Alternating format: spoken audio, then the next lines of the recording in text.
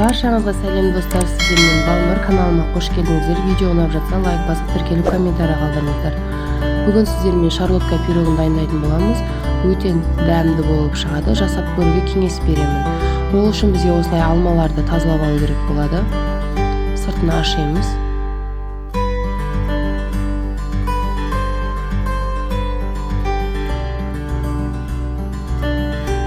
Сіздер қалаған мөлшерде алма салсаңыздар болады. 2 алма, 1 алма.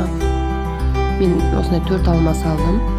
Оларды осылай бөліктерге бөліп, үстіне қантымызды салып, жақсылап араластырып қойып қоямыз.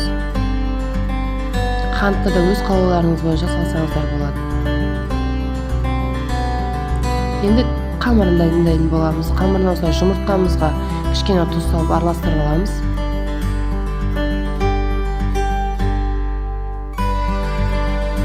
Бұның үстіне қантымызды салып, аппақ көбік болғанша араластырамыз.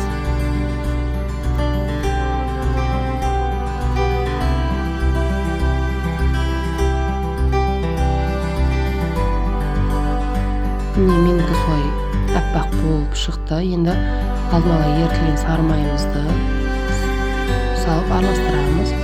Сүтімізді құямыз, тағы араластырамыз. Ұнымызға разрыхлитель салып, аз мөлшерден осылай салып араластырып отырамыз.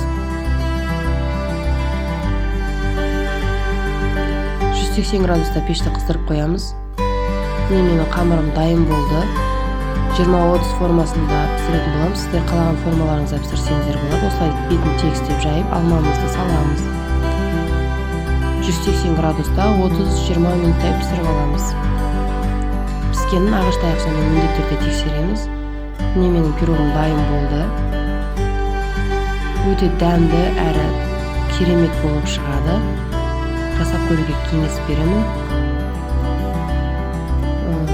Егер видео ұнап жатса лайк басып тіркеліп кетіңіздер. Тағы қандай рецепттер күтесіздер, комментарий қалдырыңыздар. Сау болыңыздар.